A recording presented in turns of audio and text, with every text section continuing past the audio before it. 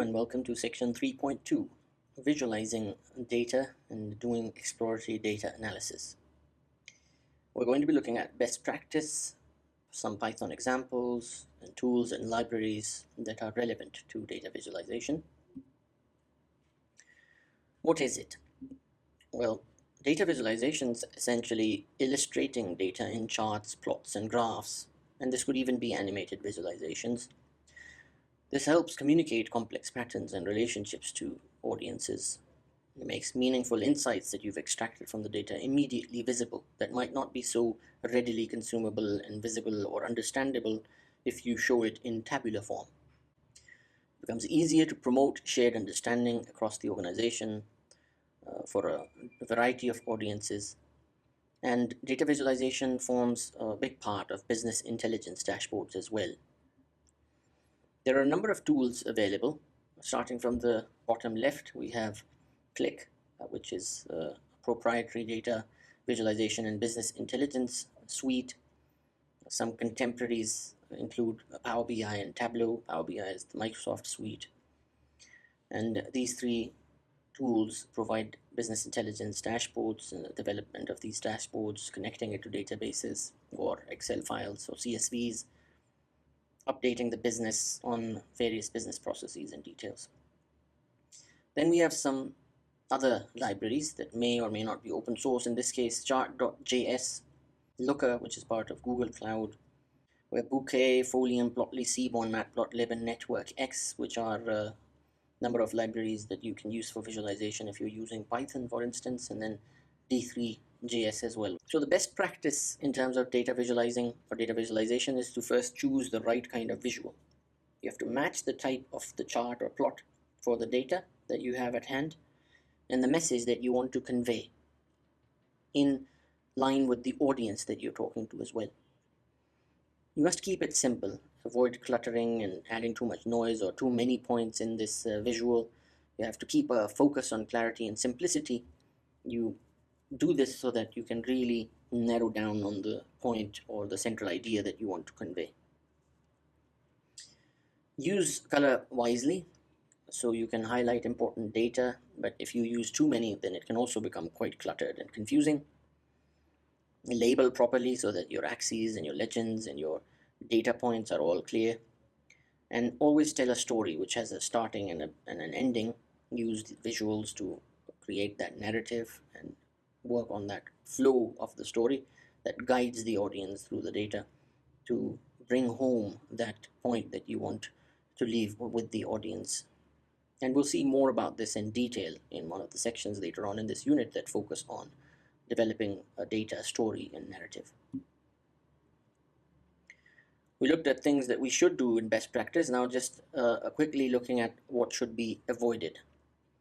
We should avoid overcomplicating things. If we use too many types of charts or excessive number of data points, then sometimes we can lose the central idea amongst it all. Always make sure that your axes and your scales are aligned and mapped and normalized so that you can avoid misleading impressions, especially when you're using multiple plots stacked together. If they all have different scales, then perhaps the audience will not be able to spot this at a glance, and they might get some kind of a misleading or inaccurate impression about the narrative that you're building with the visualization. And finally, avoid ignoring the audience. You have to always adapt the visuals and the illustrations of the data to the knowledge level and interests of your audience. So some examples, very much commonly used bar plots and line plots and scatter plots, box plots and violin plots are some other graphs that are used to illustrate distributions. So let's look at it one by one. We're using examples here from the Seaborn gallery. Seaborn is an open source library used in Python together with Pandas within the Anaconda stack. So in this case, we're seeing the Antarctic penguins data. Here we see the body mass in grams of these three species. And these are faceted or divided by gender, so we can see male and female in different colors. Here's an example of a line plot. All of these examples are from Seaborn. we're seeing flight data, the number of passengers on commercial airline flight carriers from before 1950, when commercial flights started, up until 1960. The y-axis is showing the number of passengers, I believe, and each line represents a month. In the summer months, a lot of people, more people tend to travel, therefore we see those blue lines slightly higher. This is more concisely and simply depicted by this line plot, which is showing the mean, which is this central blue line, and we can see that in 1960 the spread is a lot bigger compared to the spread in 1948. Now we look at a histogram. This is back to the penguins data. We're looking at flipper length in millimeters, and we're looking at the count of each of those data points for on the y-axis. The three colors represent three species of the penguins, and we can see that this is a bimodal distribution, and we're seeing a peak around 195 and another peak that is around 215, and there's a mix of all three species around 215 millimeters, as we can see the blue, brown and green colors here, 210, 215 millimeters. So this essentially shows a stacked view of or an overlaid view of the three species histogram. Here we are looking at a scatter plot. There's four groups, A, B, C, and D. The data has been captured from 2000 to 2008, and we don't know what the y-axis is, but we can see some separation that's happening alongside this feature as well, especially for data that is captured after 2004 or 2003, around 2003, mid 2003. Before that, the three or four groups or clusters tended to be mixed with a general trend that was on the up, and then we saw separation from 2003-4 onwards in almost all of the clusters, with some mixing happening around this region. And then we look at box plot. Here we have data from the ship Titanic. On the y-axis we have age of the person, the passenger. On the x-axis we have first class, second class and third class, the different compartments in the ship. And the boxes here are showing the distribution, so you can see that the spread here is a lot larger. We can see here that the age goes right from infancy up to about 70, and these are whiskers, so we can see essentially between the 25th percentile and the 75th percentile, with the median here, the median between 40 and 50, around 45 years of age. So the 25th percentile is just above 30, and the 75th percentile is around 55 years of age. In this case, when you look at those who made it out of this disastrous event alive, were quite young as well, infancy up to about 65 or 64 years of age. But the majority of them, between the 25th and the 75th percentile, were 25 to about 45 years of age that made it out alive from the first class. Comparing this to the second and third class, we can straight away see there are some outliers that haven't even made it to the whiskers. They're shown as outliers. It also shows that the age is decreasing as the classes change. So second class shifts a lot lower than first, and then the third is even further down. At the same time, we can also see some comparison of deaths as well. So those who made out alive were a lot younger than those who, or at least somewhat younger than those who didn't, in all three classes. The same thing can be viewed in a violin plot. So the distributions are slightly changed in the way they are illustrated, but you have the same thing in this case. Those who are alive are brown as well, and those who didn't make out alive are shown in blue. First, second and third class, and age on the y-axis. We can see the same data illustrated in a different manner, which actually allows us to appreciate the distributions a bit more clearly, because in this case you can see that the second and third class have this high peak. So the mean was around the 20 or early 20 years of age in third class, mid 20s in the second, and around 45 in the case of the first class. Also, the distribution is a lot flatter when it came to those who died in the first class, and they're not so flat. They're quite peaky in the second and third. Similarly, those who made out alive, somewhat flatter compared to the bimodal distributions that we see for those who made out in one piece in the second and third classes. Some more examples: joint plots and cluster maps. So joint plots allow us to see two features or attributes against each other. In this case, we go back to the penguin data, bill length in millimeters and bill depth, the three species, and not only can we see the scatter plot and color coded by clusters or by species, but we can also see their marginal distributions as well.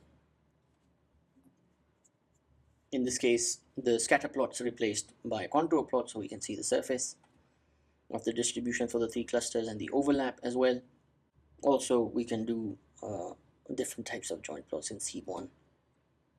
Then we can also do heat maps and cluster maps. So in this case, we can see another data set showing some correlation between models and tasks. And on the right hand side, you can see the same thing as represented here without those correlation constants. So let's take a first example, and we'll focus on Python in our course. So we'll take a Python example. We will be using the libraries that we've mentioned, and we will see a bit more about this in a moment as well. The matplotlib pyplot library, and that's freely available with the Anaconda distribution as well. So in Python, we do the import statement to import this foundation library. For visualization, we give it an alias to say import matplotlib.pyplot as PLT, so we can easily use in our code, just refer to this as PLT instead of writing all of this. We import Seaborn, another library that we've seen before with all of the examples, and momentarily we'll look at it a bit more in detail as well. We give it an alias SNS, and we import pandas as PD. Pandas is another foundation library for data manipulation and reprocessing. It allows us to organize data in data frames and process it and apply different types of functions to it. We can feed it to the foundation libraries for visualization and modeling as well with machine learning. So it really is quite a handy library. Let's say that we have a sample data. We create a pandas data frame. We give a variable, call out the variable, and assign pd.data frame to it. Data frame function or constructor function has a requirement that we need to give it a dictionary in this case, which is giving two elements, category and value. Both are arrays with some values, ABCD 10, 20, 15, 30. We want to put this in a bar chart with matplotlib. So we call pyplot from matplotlib and then figure, give it some figure size, and then call the bar plot function from pyplot as well, giving it the data for x-axis and y-axis, give it some color, label the x and the y axes with category and value, and give a title to the bar chart example as well. To show this graph, we use plt.show, pyplot.show, and it illustrates that plot. You can do the same in Seaborn, and instead of showing it as a bar plot, we can plot it as a scatter plot, where you do the same, create a new figure with pyplot plt.figure, give it some size, which is not necessary, but it allows you to make it more uniform and consistent, aesthetically pleasing. Seaborn.scatterplot, which in this case is SNS because we gave it that alias. Give it the x-axis and the y-axis values, category and value, which is in the data pd.data frame, the pandas data frame that is in the variable data. We want it to color in red and give it a size 100 for the markers, and we again label the x and y axes, give a title, and show the plot. So there are endless possibilities, so many libraries and tools out there. You can choose proprietary tools, open source tools, and the idea is not to really get bogged down under all of this choice and all of these options. The focus should be to make the best illustration that is adapted to the type of data that you have, that brings out those insights and meaningful information that you want to convey to the audience, and all sorts of such considerations. And therefore, I would advise you to be agnostic. I always go for the library that provides the best option, the best interactive visualization, perhaps in an animated manner, or some options that you can select on the fly to change the illustration to be able to analyze it a bit better.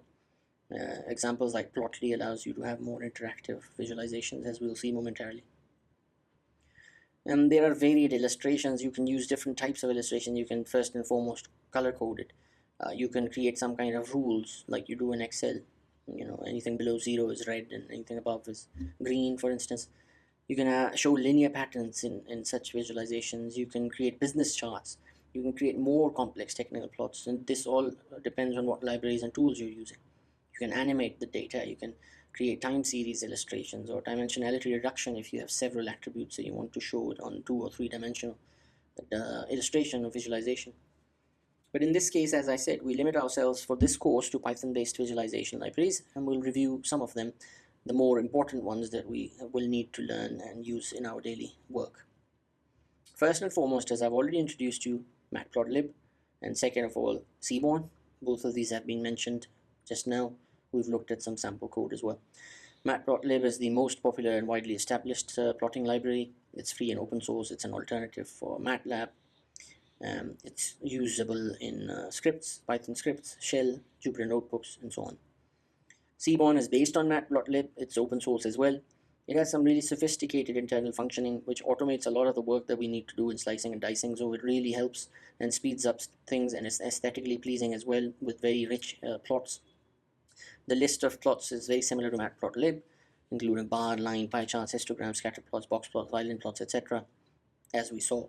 Plotly is the third visualization library that I also mentioned briefly just now. It's also open source. This is based on plotly.javascript. We can create HTML files with this. We can create web-based data visualizations in Jupyter or web apps using Dash. The output that it provides is quite similar in terms of illustrations to the previously mentioned two libraries, Seaborn and Matplotlib. So here's a look at the Matplotlib gallery. It's from the website, and this is only an excerpt. There's a lot more on there. You can follow the link on the screen and look at these yourself. A lot of options there in terms of classical, bar plots, scatter plots, line plots, but also quite sophisticated ones that you can explore on your own. A look at Seaborn gallery as well. So many different options that we can see. This is a bit more comprehensive view because of the manner in which the gallery is presented. We can see here that there's a lot of options that we can get. So let's pause here and take another Python example from Seaborn. This time we'll look at histogram. So we import Seaborn as SNS. We import Matplotlib. PyPlot as PLT, the same way as we did in the previous example. We take the iris dataset, which is a dataset that is quite heavily used in data science exercises and examples. In this case, it's giving us some data about flowers, the iris flower, the sepal length, the different species, etc. So we'll create a distribution plot by creating a plt.figure, again a new figure which is being given a figure size to be consistent, seaborn.histplot function which draws a histogram, giving it the data frame that we've created with the load dataset. This is the Seaborn function as well, which it just loads that dataset straight away and creates a data frame in pandas for it, which is stored in data. Coming back to histplot, so we look at the two attributes, which are essentially sepal length that we put on the x-axis. The y-axis, of course, is going to be a count of those because it's a distribution plot, a histogram. And we give it a color using hue, so hue is going to be focused on the species, and it'll divide or differentiate the histograms based on species. It will be stacked on top of each other with the multiple keyword that's got stack, the multiple argument that's got the keyword stack. And we give it some palette, which is a palette of colors, pastel in this case. Label the x and y axis, sepal length and frequency, and distribution of sepal length by species. Now, we mentioned Plotly as well. So looking at Plotly gallery, again, this is just an excerpt. There's plenty more charts that it allows, and these are interactive graphs, so it's quite handy. And so let's look at an example with Plotly. We import Plotly in Python script .plotly.express as px. We import pandas as pd, so we can create a data frame. We do the same kind of category value. In this case, we add another attribute, which is size, and this is what we have as a data frame. We put it inside an interactive scatter plot by calling px.scatter, so plotly.express.scatter, which is a scatter plot. Put it inside a figure called figure.show. How do we feed the data in? We specify the x-axis as category, y as value. The size for each marker will be depicted by this size attribute. Color is going to be based on category, so it'll give automatically a sequence of colors depending on how many points there are, or how many categories there are rather. Since this is an introductory course, I don't want to go too deep into each of these, but we'll do a quick overview and then see some examples of Folium and NetworkX before closing this lecture. Bouquet is an interactive library as well, much like Plotly. Is web-based as well, can be used in interactive web apps, HTML, JSON. Allows tiered control so that if someone is new to this, they can really call simple function calls, and only one call will create a graph or a plot. Or if you're an expert and you want full control, then you can really go deep down into the nitty-gritty of things and construct the graph yourself with more control. Geoplotlib is a Python library that is used to create geographical maps, and it allows various types of maps. On the right hand side you can actually see some examples. So you can see there is a New York State population demographics that's being visualized, Melbourne primary schools, even Napoleon's march on Moscow in the 19th century, which is being visualized starting in Europe and Western Europe, moving into Russia and then returning. It's quite a popular graph that's depicted using the Sankey diagram. This diagram is usually employed when we have to do path analysis. And then you have cartogram of US states by obesity rate, and point plot of US cities, etc. by population. So it's quite a handy library as well if you have geomaps to visualize. ggplot is originally an R package. It gives the same kind of list of visualizations. You can add multiple layers in a single plot, and of course the same goes here. If you want to automate things, then it comes at the cost of less control. And then we have Folium and NetworkX as well. So let's look at examples for Bouquet, and then we'll move to Folium and NetworkX. So Bouquet is again quite rich, and it provides a lot of options. Actually, this is one stop visualization library where you can do a lot of things, and even in this excerpt you can see that you can do different types of visualizations, even geographical maps as well, heat maps. You can do networks as well. So it really is quite rich, and it provides almost every type of visualization that you can think of. Folium is more specific to maps, and it's quite detailed, and you can create interactive visualizations with it. Allows a lot of control. In this case, we're creating a map and adding markers with this example from the Folium website, which is pythonvisualization.github.io Folium. So just a basic example of creating a Folium map by giving it some latitude, longitude values for the location, which is in Canada, Vancouver here. And then you can use this in a Jupyter notebook and display it. You can also add markers to it, which in this case is adding these two markers here, creating a Folium map with these two specified lat long for the location, a zoom start value so that it's zoomed out or in at the right resolution, and adding Folium.marker twice with the location, the tooltip. So when you hover over it, it'll give you some kind of a tooltip, the pop-up, and the icon that should be used, in this case the icon of the cloud. And then you add it to the map, which is stored in M, and that's how you add the marker. So NetworkX is a bit different because it's a visualization library that is solely focused on networks and topologies. In this case, we see two examples, the one on the left, and both of these are from the NetworkX website with the links that are given. You can look at the website for more details. On the left-hand side is capturing World Chess Championship games from 1886 to 1985, almost 100 years, exactly 100 years. And you can see that in this case, the edge width is the number of games played, and each of the node is a player. And the node size is the number of games won. So we can straight away start to see that Mikhail Botvinnik is clearly has won more number of games than any of the other big winners. And you can start to see who they played against more as well, because the edge width is the number of games played between those two players. So this is quite a good way of visualizing and looking at relationships, entity relationships, etc. On the right hand side, again, we see another visualization which is plotting LANL routes. So you can start to see some really nice visualizations that start to form. I would advise you to be tool agnostic and solution oriented. And like in modeling and developing data solutions, even with the data visualization, the same approach applies. There are so many options out there, both in terms of the type of charts and the tools and libraries that are available to be used to create those charts.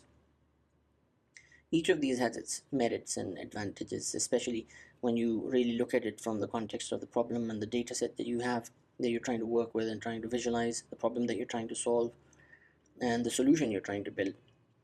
So let's say if you have a geographical data set, you want to put it on a map, you need interaction, then you might decide to use Folium or you might decide to use Bouquet, depending on what interaction and what kind of functionality you're after. Or if you have a graph or network topology, then you can maybe decide to use Network X, or again, you might just have a very simple requirement that Bouquet might be able to facilitate you with.